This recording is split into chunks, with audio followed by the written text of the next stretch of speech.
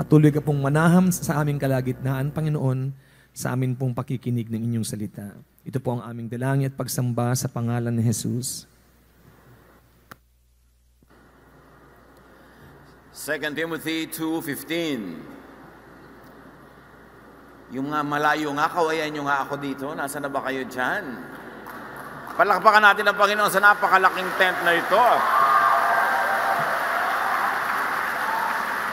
Kung saan-saan tayo nagwa-worship, siguro sa susunod sa Boracay naman. Pero dapat nakabikini kayo. 2 Timothy 2:15, do your best to present yourself to God as one approved, a worker who correctly handles the word of truth. So kung may correctly handling the word of truth, ibig sabihin may wrong handling.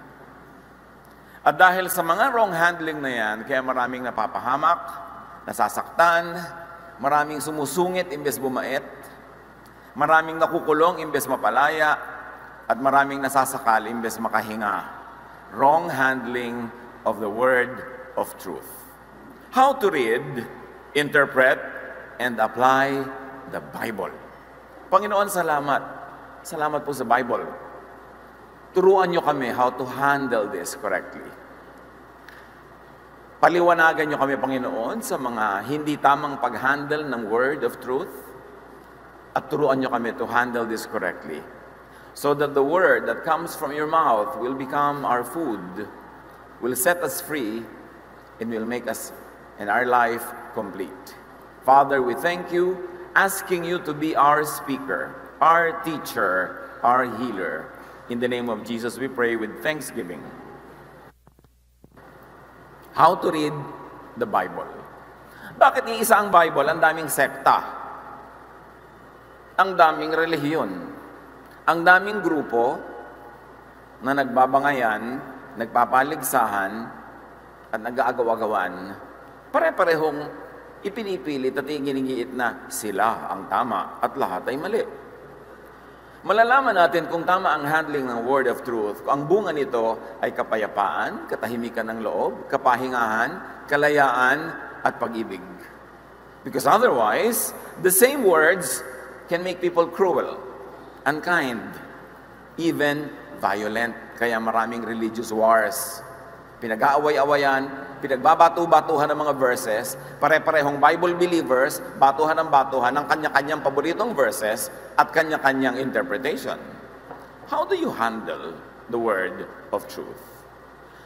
First of all, keep in mind that not all verses in the Bible are actual words of God. Pati yung ahas nagsalita dyan, pati yung asawa ni Job, sabi, why don't you curse God and die? So maraming salita dyan, hindi naman talaga yun ang katuruan ng Diyos. Sinabi lang ng mga tao na in-record ng mga writers. Hindi mo pwedeng panghawakan yung bawat nakita mo dyan, kasi marami ring maling salita dyan, hindi galing sa Diyos, in-report lang ng writers na sinabi ito ni ganon, sinabi ni ganyan, tapos yun ang gagawin mong live verse. There are personal words and even opinions of the writers, like Paul. Halimbawa, sabi ni Paul sa 1 Corinthians 7:12, to the rest I say this, I, not the Lord. Sabi niya, alam niyo, may sasabihin ako sa inyo, pero ako lang nagsasabi nito, hindi ang Diyos. So, ibig sabihin, optional yung pagsunod dyan. Gusto niyo sundin niyo. Hindi bagay sa inyo, hindi kailangan, kasi hindi naman ng Diyos ang may sabi niya na ako lang. Bagamat ako bilang Paul ay experienced, knowledgeable, pero hindi ako ang Diyos. Yung iba kasi sabihin, now let us hear the words of God. Tapos babasahin mo yung letter ni Paul, Diyos ba siya? Diba iisa lang ang anak ng Diyos, si Jesus? Pero pwedeng marami siyang masabi talaga na galing sa Diyos. Pero meron ding opinion niya. Tulad nito, sinabi niya, I, not the Lord. Butit malinaw at nilinaw niya. Pero hindi lahat ng writers nagle-label ng sinabi nila kung yun ay galing sa Diyos o yun ang kanilang expert opinion. Halimbawa, sabi ni Paul sa 1 Corinthians 7:25, tungkol naman sa mga walang asawa. Palibasa siya, walang asawa. Wala akong maibibigay na utos mula sa Panginoon. Ngunit magbibigay ako ng aking opinion. At sabi ni Paul, huwag na kayong mag-asawa. Di ba? Alam nyo yon? Kaya yung mga nag-aasawa, nagigilty po, so pwede po ba? Sabi ko sa Paul, wag na. Malapit na daw dumating ang Panginoon. Iha, 2,000 years ago na niya sinabi, wala pa. So, opinion niya yun. Kung makakabuti sa'yo, makakabuting sundin. Pero every single cell in your body ay para kang baging na may gustong puluputan, ay mag-asawa ka, iha. Buti sinasabi ni Paul yun eh. Hindi lahat ganon. Remember that there are words of other personalities, for instance, of like Peter. Si Peter na yan, ha? Nung sinabi ng Panginoon, pupunta ako sa Jerusalem at mamamatay ako doon, sabi niya ni Pedro sa Matthew 16, 22-23, dinala siya ni Pedro sa isang tabi at pinagsabihan, Panginoon, huwag nawang itulot ng Diyos. Kailan may hindi ito mangyayari sa inyo? Hindi ako papayag na mamatay kayo sa Jerusalem. Ngunit hinarap siya ni Jesus at sinabihan, lumayo ka, Satanas. Hadlang ka sa aking landas. Ang iniisip mo hindi sa Diyos, kundi sa tao. Si Pedro na ang nagsasabi, sinabi pa ni Jesus, lumayo ka, Satanas. Eh ngayon, sabi ng Bible study teacher, sabi ng pastor, ibigay niyo sa akin na inyong mga hikaw. Sabi mo, Satanas, lumayo ka sa akin. O tambunting, lumayo ka sa akin. Di ba? Opinion mo lang yan, nagtatago ka sa likod ng Diyos para ako hututan. Maraming ganon. Note here that Jesus rebuked Peter for being so wrong. And this is Peter, supposedly bigyan ng keys to the kingdom of heaven, blah, blah, blah. Di ba? So dapat maging mapanuri tayo. Hindi ko mo nandun sa verse, ilalabad mo ng patayan. Suriin mo, maka-Jesus ba yung teaching na yan? Kasi katulad nun, si Pedro, ayaw niyang mamatay si Jesus sa cross. Eh kung hindi niya mamatay si Jesus, di wala tayong salvation. Kaya mukhang biglang tama, pero sa matagal na pag-iisip, malalaman mong tama up to a point, pero hindi pinakatama at hindi laging tama.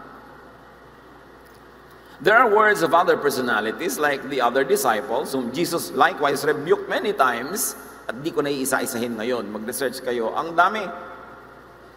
Yung dalawang disciple, pinag-aagawan kung sino uupo sa kaliwat kanan ni Jesus. Maraming ganung ideya. Human ideas coming from the disciples. Marami ring words ng clerks and even scribes.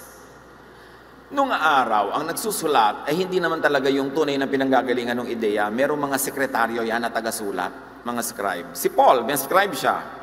At nung idinikta ni Paul ang Romans 16:21-22, sabi ni Paul, Timothy, who works with me, sends his greetings. And so do my relatives, Lucius, Jason, and Sosipater. Now take note, I, Tertius, also send my greetings. I am a follower of the Lord, and I wrote this letter.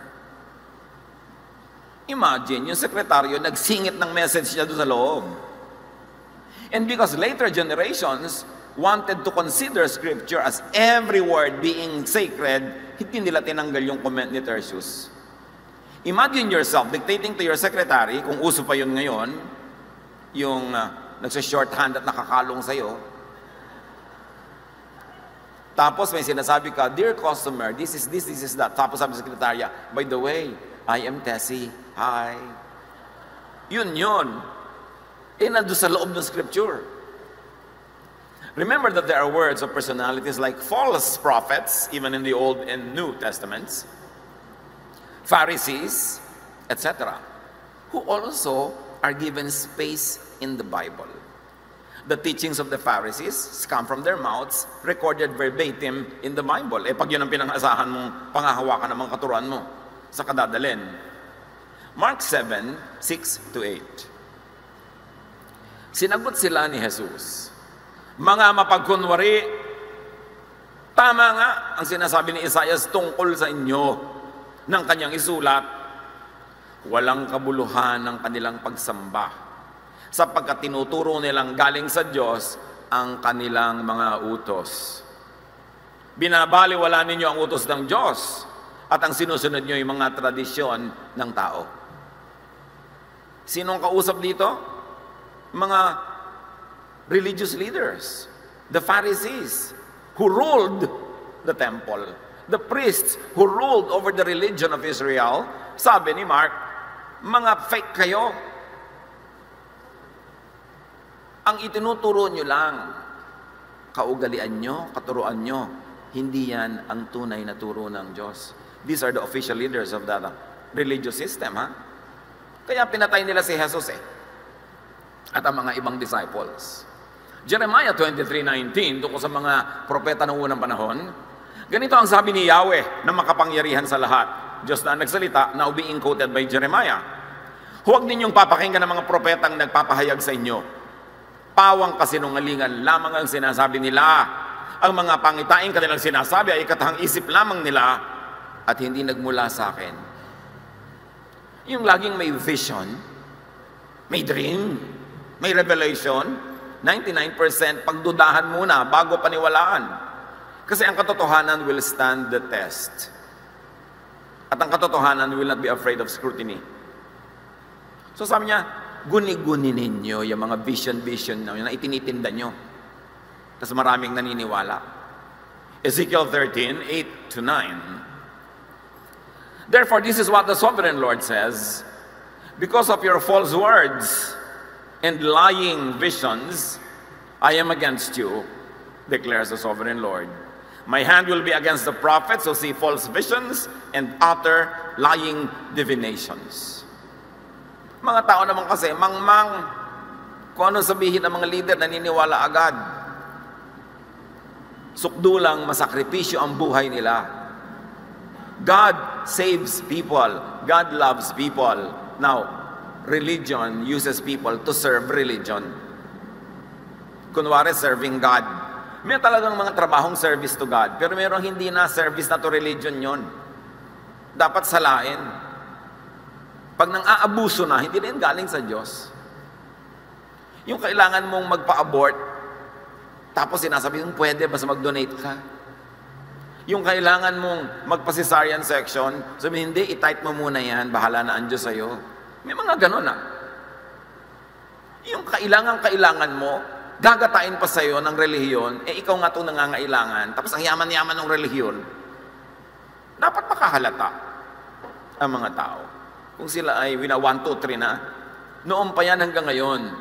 Bakit ba ipinadala si Jesus? Kung tama ang relihiyon, ba't ipapadala pa si Jesus? Ba't mo itatama ang tama? Kung maliwanag, ba't magdadala ng liwanag na tulad ni light, na si Jesus ay light? Kasi madilim. Kung daan na ang relihiyon patungo sa langit, dapat hindi na ipinadala si Jesus, who is the way. At kung truthful na yung religion, hindi na dapat ipinadala si Jesus, who is the truth. So pag sinabi ni Jesus, I am the way, the truth, and the life, ibig sabihin, hindi yung religion nyo.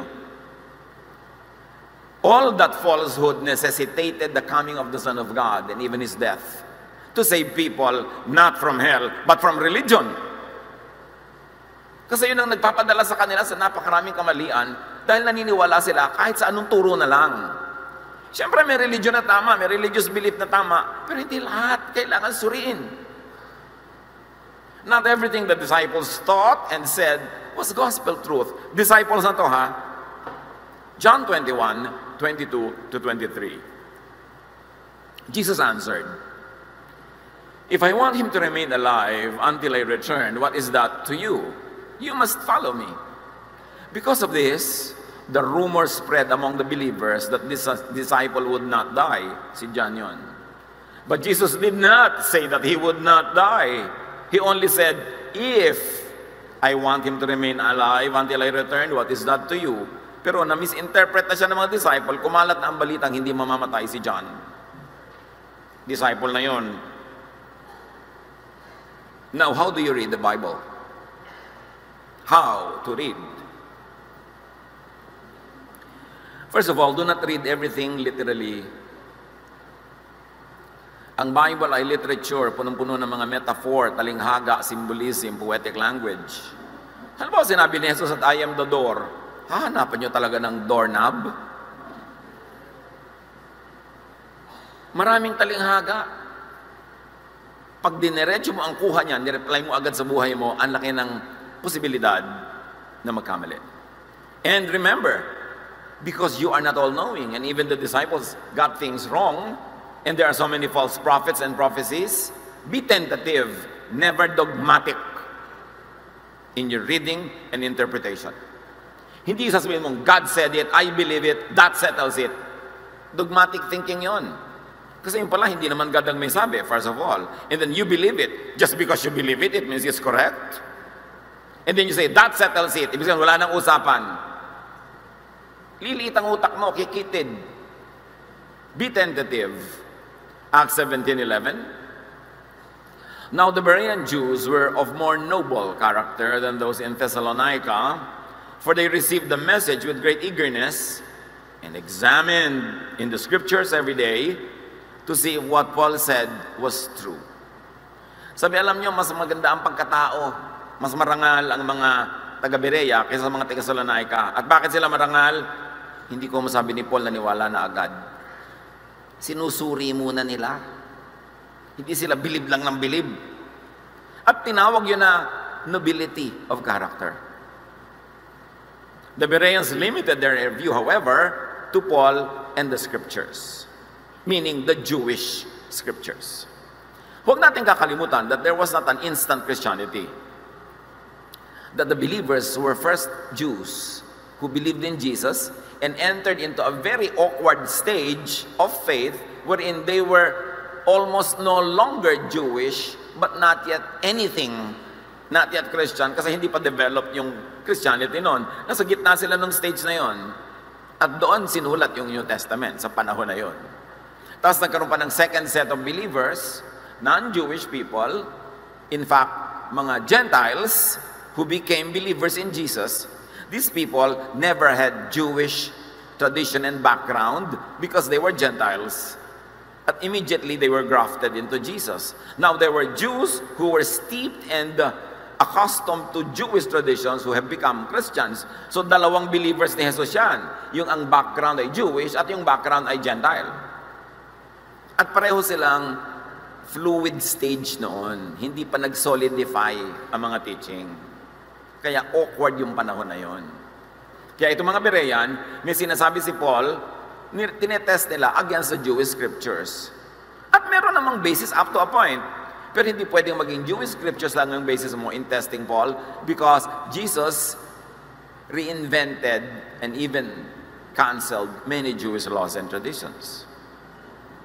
So, operate on what makes you good and do good. Pag may nagtatanong, paano po ako maniniwala? Paano ako mag-i-interpret? Anong i-apply ko sa buhay ko? Yung nagpapabait. Yung nagpapabuti. Nabasa ko po dito, batuhin ng bato lahat ng mga babae nangangalo niya. O sige, kumuha ka na ng isang truck na graba, batuhin mo ang buong barangay. Kasi i-apply mo pala yan. So, nagpapabait ba? Nagpapabuti. Kasi si Jesus, hindi niya ipinabato yung babae eh. Tapos mababato ka ngayon, nadaig mo pa si Jesus. Kasi nakabase ka sa Jewish law. Operate on what makes you do good. And operate on what makes you also feel good up to a point. Kasi kung minsan, may mga kalupitan na ini-impose mo dahil akala mo yun ang gusto ng Diyos. Pero sa loob-loob mo din naman, hindi rin maluwag sa loob mo na maging ganun ka. Anak, itinatakwil kita dahil ikaw ay isang dalagang ina. O, maluwag ba sa loob ng kahit sinong nanay yon? Pero maraming nanay nagtatakwil. Sabi kasi ng diakono, sabi ng pastor nila, itakwil mo ang anak mo. Maluwag ba sa loob mo yon? So, operate on what gives you peace of mind. And if you're going to choose whether you're going to be unkind or kind, choose to be kind because God is kind. Kasi pag binasa mo naman lahat ng scripture, ang dami mo pa rin choices eh. Pwede ka maging napakasungit, napakahigpit, pwede ka rin napakaluwag. Kasi lahat yan may tatapakan na verse kung gusto mo. Kaya nagkakahiwa-hiwalay ang mga believers eh. Pare-pareho naman may verse. Jeremiah 29:11, "For I know the plans I have for you, declares the Lord, plans to prosper you and not to harm you, plans to give you hope in the future." So a sound reading and interpretation of Scripture would be that which prospers you. Kasi yun ang plano ng Diyos. Wala kang trabaho, may makukuha ka, tapos may work sa Sunday, sasabihin ng pastor, wag, kasi Sunday is God's day. Pastor, hindi po pwedeng magkaroon tayo ng Wednesday worship para makapagtrabaho naman ako dahil nagdarahop na kami. Remember, ang plan ng Diyos is to prosper you, not to harm you, to give you hope in the future. So, magkakaroon ka ngayon ng basis sa pag-interpret, sa pagsunod. Kasama nito, i-apply ang 2 Timothy 3:16, yung sinabing everything in the scriptures is God's word. All of it is useful for teaching and helping people and for correcting them and showing them how to live. But you know that if you apply this literally, every word you will have to apply because every word is God's word. No. The word there that comes from God is not every little letter and word and paragraph, but the godly application of the whole story. So in other words, pag may binabasa kami, dalawang karakter na nagtatalo, ginawa nito yun, ginawa nila yun. Sabi ni Sarai, anakan mo ang katulong ko para magkaroon ako ng anak. Sabi mo, oy, pwede ko na palang gawin yan. Daddy, si Yaya. Di ba? Pwede mo nang ganunin. Pero ano ba ang lesson ng buong storya? Nagulo ang idinulot nun sa pamilya nila. So ang word of God doon, hindi yung sinabi ni Sarai, hindi yung ginawa ni Abraham, kundi yung ano ang lesson ng buong kwento. Na ang buong kwento, huwag mong gawin yan kasi magkakagulo ang pamilya nyo. Yun ang word of God. Yung lesson, hindi yung mga letra na lumabas sa bibig ng mga tao. Kasi pwede magkamali-mali sila ng mga sinasabi nila. Yan ang magandang application ng 2 Timothy 3:16. Hindi yung lahat na lang nang nandyan, nakakamatay na, nakakalaso na, gagawin mo pa dahil every word is word of God. Pero ano ba yung lesson? Mula sa kwento na yon, doon mo i-derive kung ano yung word, meaning the lesson, the idea of God behind the story. 2 Corinthians 10:25-27. May issue kasi ang mga Jew, huwag kang kakain ng karneng ganito, huwag kang kakain ng karneng may dugo, huwag kang kakain ng ganito, ng ganyan. Tapos may mga Gentile na naging mananampalataya ni Jesus, na sanay silang kinakain kahit ano na lang. So inuusig sila ng mga Hudyo, sister, dapat huwag kang kumain yan. Diba? Sabi, bakit? Buong buhay na akong kumakain ito. Ngayon pang nagkaroon ako ng Savior, ngayon pa hindi pwede. Sabi ni Paul, kumain kayo ng anumang nabibili sa tindahan ng karne. At huwag nang magtanong pa upang hindi mabagabag ang inyong budhi. Sapagkat sinasabi ng kasulatan, ang buong daigdig at lahat ng naroon, ang Panginoon ang may-ari nun. Ibig sabihin, all foods are clean. But not all foods are clean clinically. Ang pinag-uusapan lang, all foods are clean spiritually. Hindi madudumihan ang kaluluwa mo ng kinakain mo, pero pwede makasama sa blood chemistry mo. Diba? Kung anyayahan kayo ng isang hindi sumasampalataya at nais niyong dumalo, Pastor, pwede po bang mamiesta? Diba? Di po ba ang mga pagkain doon na iniaalay sa puon? Bla bla bla. Sabi ni Paul, kainin ninyo ang anumang inihain sa inyo. At huwag na kayong magtanong pa kung iyon ay ikagugulo ng inyong budhi. Bakit hahadlangan ng budhi ng iba ang aking kalayaan? Sinasabi ni Pablo, malaya ako mamiesta. Ngayon, itong mga conservative ayaw, di huwag ka, ba't ako pinipigil mo? Ba't yung budhi mo, i-implement mo sa budhi ko, may sarili akong budhi. At kanya-kanya tayo ng pagharap sa Diyos, pananagot sa ating paglabag o pagsunod sa sinasabi ng ating budhi. Ngayon, hindi lahat ng budhi tama. Because if you were conditioned to think that something not wrong is wrong, then your budhi will tell you it's wrong. But it doesn't mean it's wrong. Kaya dapat sinusuri. Sabi niya, pwede po ba ako kumain ng dinugan? Issue yan, di ba? Pwede po ba akong kumain ng baboy? Pwede ba ako? Sabi ni Jesus, sabi ni Paul, the earth is the Lord's and everything in it. Lahat ng nandito sa mundo, gawa ng Diyos. Walang ginawa si Satanas kasi hindi siya creator. So kainin mo ng kainin. Kaya lang, baka tumaas ang blood pressure mo. Problema mo yan. Pero yung kaluluwa mo, hindi pupunta sa impyerno dahil sa kinakain mo. Hindi marurumihan ang iyong espiritu. Pwedeng ang iyong katawan, yes. Kaya mag-iingat ka. So, sinabi ni Paulo, nga kayo masyado maarte. Ito ba ang karne na ito? Strangulated? May blood ba to? Pwede bang may karne na wala ka isang patak na dugong matira doon? Kaya nakakapagpalaya yung mga teaching ni Jesus na namana ni Paul. How do you read the Bible? Take cultural contexts into the equation. May baon ba kayong biskwet? Kasi mahaba ito. Pwede ko rin mamputulin kung ayaw nyo na. Pero dapat mag-aral. Dibdibin. Take cultural context into the equation. Many scriptures and many words were written in the context of a certain time, place, culture. Outside of that, it would be erroneous to apply it 100%. Acts 15, 5 to 10. Ito na naman, nagtatalo yung mga Jewish Christians against Gentile Christians. Ang issue, pagtutuli. Kasi the Jewish men and Jewish boys were circumcised. Now, of course, Gentiles were not circumcised. Ito yung mga Gentile, ang tatanda na, nagiging Christian, gusto ng mga Jew, tuliin pa sila. Ang kunat-kunat na nun. Acts 15, 5 to 10. Ngunit tumayo naman ang ilang mananampalatayang kabilang sa pangkat ng mga Pariseo. At kanilang sinabi, kailangang tuliin at utusang tumupad sa kautosan ni Moises ang mga hentil na sumasampalataya. So ang point ng mga Jewish Christians, kailangan gawing Jewish muna ang mga Gentiles bago maging Christian. Nagpulong ang mga apostol at ang matatandang namumuno ng iglesia upang pag-aralan ang suliraning ito. Alam niyo kung bakit suliranin? Dati, pang-Israel lang yung religion niya.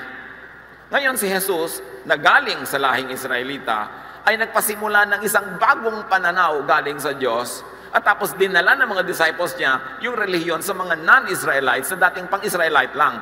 You can imagine the trouble that it will cause culturally. Pagkatapos ng mahabang pagtatalo, tumayo si Pedro at nagsalita.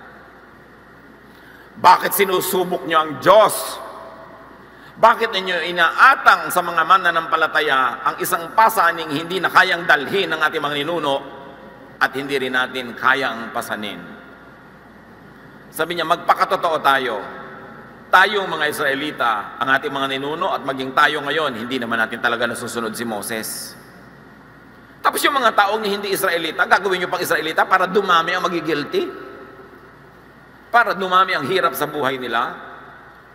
So, by that statement, circumcision as law was invalidated. Peter says, why impose Moses on non-Jews? Tayo mga Jew, pinalaya na ni Jesus kay Moses, tapos yung mga Gentile who were never under Moses, ilalagay pa natin. Di napasama pa sila, imbes mapabuti. Kaya sabi ni Jesus, you travel over land and sea to win a single convert, and when you have done so, you make him twice as much a son of hell as you are. Son of hell meaning guilty. Pinapadami niyo ang guilt niya, imbes lumuwag ang buhay niya. In the same way, Jesus invalidated stoning to death by not stoning the woman caught in adultery to death. In the same way, Jesus invalidated the Sabbath by doing many good works during the Sabbath.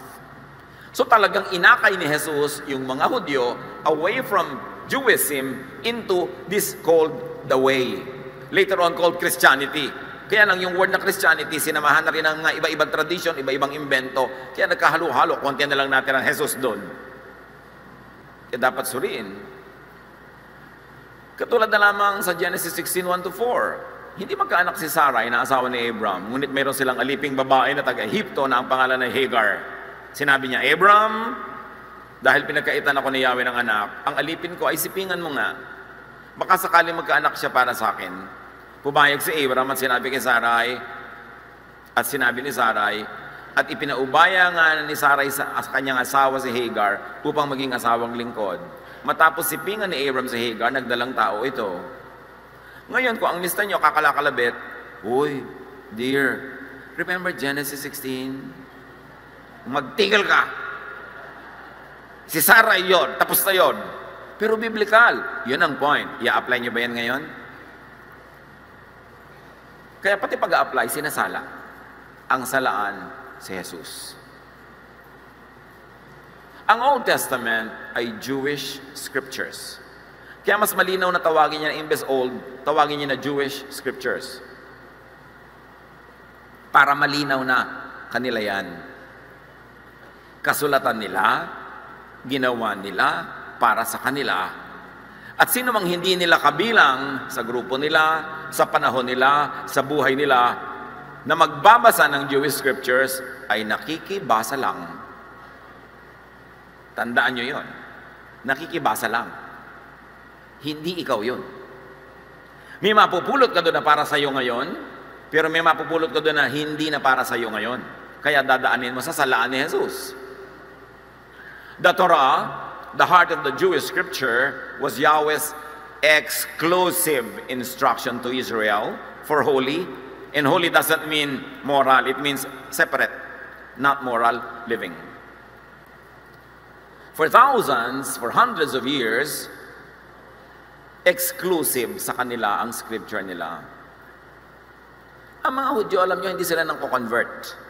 Kahit saan sila magpunta, meron silang sarili nilang pagtitipon, sarili nilang lahi, nakabukod sila. But when Constantine, Emperor Constantine, adopted Christianity as the state religion of Rome, and he adopted the Jewish scriptures as part of the Christian scriptures, through imperial edict, through imperial power, Constantine made the Jewish scriptures the universal scriptures for all Christians. It was a Roman imperial act. The Jews themselves never converted non-Jews into their faith because they have an exclusive relationship with Yahweh. At ang mga utos sa kanila ni Yahweh ay pang kanila, hindi pang lahat. Ang purpose, ihiwalay sila dahil meron silang role na gagampanan. Pero hindi ibig sabihin, sila lang ang anak ng Diyos at sila lang ang mahal ng Diyos. Kaya nilinaw yun ni Jesus. Sa unang-unang public sermon ni Jesus, sinabi niya, akala nyo, special kayo. Natatandaan nyo, ang daming may ketong nung araw. Pero ang pinagaling ng Diyos, si Naaman, hindi siya Israelite. Ang daming nagugutom na byuda. Pero ang pinakain niya, yung byuda sa Shunem. Sabi ganon, yung byuda sa ibang lugar. Hindi mga Israelite byuda. So huwag nyo isipin na special kayo. Lahat ng tao, mahal ng Diyos. Ang ginawa nila, kinaladkad si Jesus palabas at itutulak nila sa bangin para patayin because they did not like what they heard. Because they've always wanted to believe that they were extra special, na sila lang ang itinatangi ng Diyos. At yun ay pinabulaanan ni Jesus. So sa ginawa ni Constantine, by sponsoring the Jewish scriptures as part of the Christian universal reference, ibinalik niya si Moses. At inihalo kay Jesus, ang naging bunga, kalituhan. Leviticus 1:1-3, the Lord spoke to Moses from the sacred tent and gave him instructions for the community of Israel to follow when they offered sacrifices. O question and answer, para kanino ang instructions? 1, 2, 3, for Israel. Israelite ka ba? Ba't ka sumasali? May pwedeng pulutin, pero hindi lahat. Kasi hindi ka Israelite. Deuteronomy 4:1, hear now, O Israel, the decrees and laws that I am about to teach you. Sino kausap? Israel. Deuteronomy 5:1, Moses called together the people of Israel.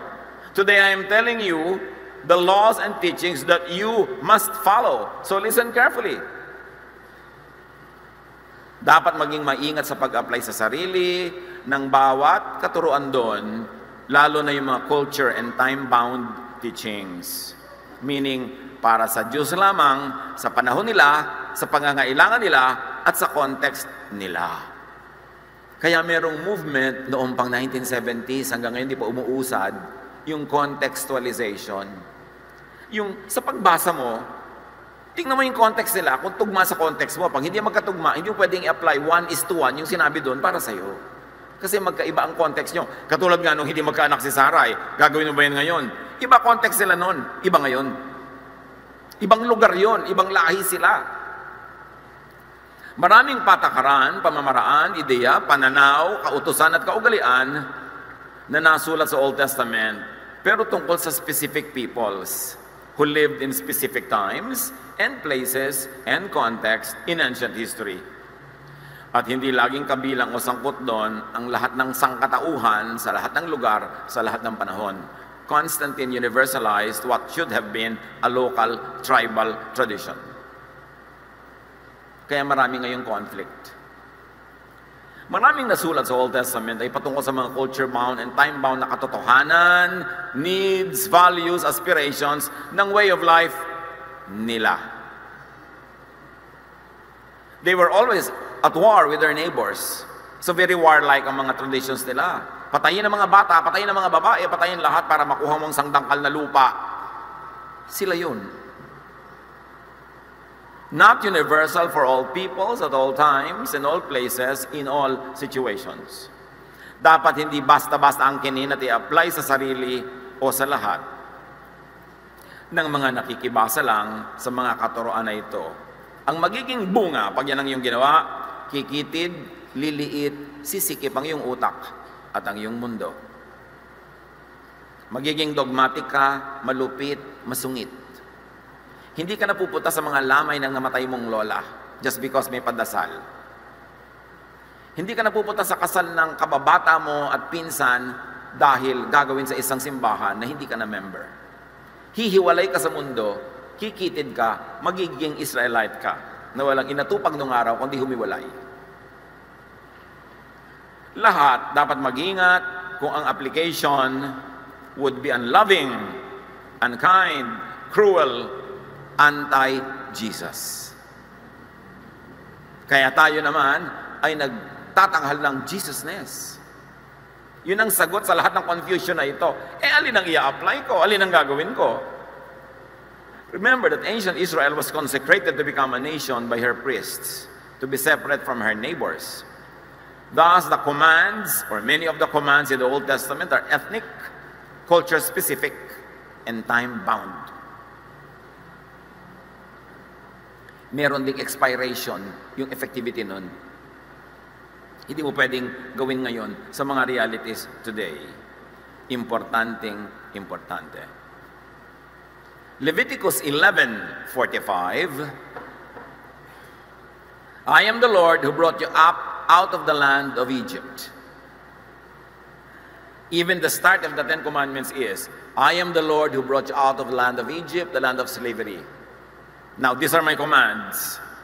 Tanong, kasama ka ba sa Exodus?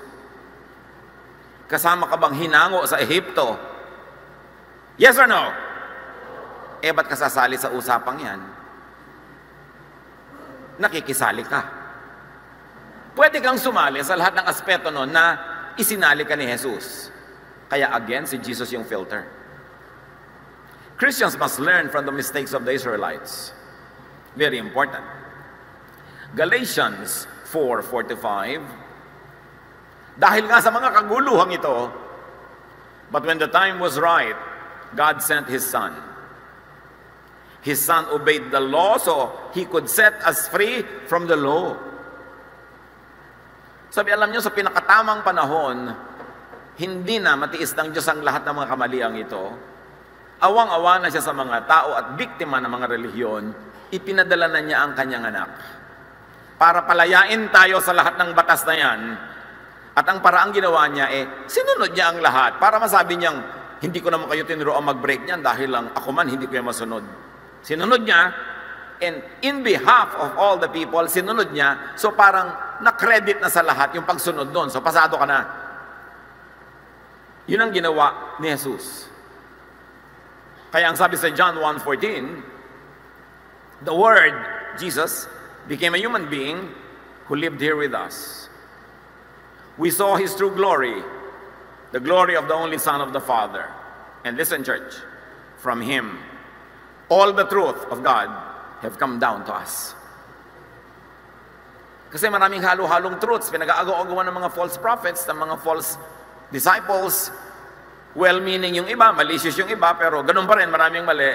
Sabi ng Diyos, anak, bumaba ka sa lupa, tupdin mo lahat yung mga utos na nila na yan para makita nila na hindi lang tayo nagpapa-exempt, hindi lang tayo nagpapalusot. At sa pagtupad mo niyan, sagot mo na ang lahat ng di makatupad. Free na sila, saved na sila, savior ka na. At please lang anak, ituwid mo lahat ng katuroan na balubaluktot. Para ikaw ang maging way, hindi sila. Ikaw ang truth, hindi sila. Ikaw ang life, hindi sila. Kaya ipinadala si Jesus. Kasi nga, kung tama na lahat, ba't pa siya ipapadala para mamatay? Di sayang naman yung effort. kinailangan gawin yon. Importanteng dibdibin yon. Christians must learn from the mistakes of the Israelites. Romans 9:30 to 32. What then shall we say? That the Gentiles who did not pursue righteousness have obtained it, a righteousness that is by faith. But Israel, who pursued the law of righteousness, has not attained it. Why not? Because they pursued it not by faith, but as if it were by works. They stumbled over the stumbling stone. To make a long story short, ang sinasabi ni Paul, mabuti pa yung mga hindi Hudyo, naging righteous sa tingin ng Diyos. Kasi lumapit sila sa Diyos sa pamamagitan ni Jesus at pananampalataya kay Jesus. Hindi na sila nagpagod na sundin ang lahat ng mga kautosan ng mga Jews.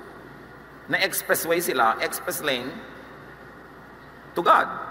Meanwhile, sabi niya, itong mga Jews na hirap sa pagsunod ng takot na do's and don'ts na hindi naman nila nasusunod lahat, ang ending nila failure.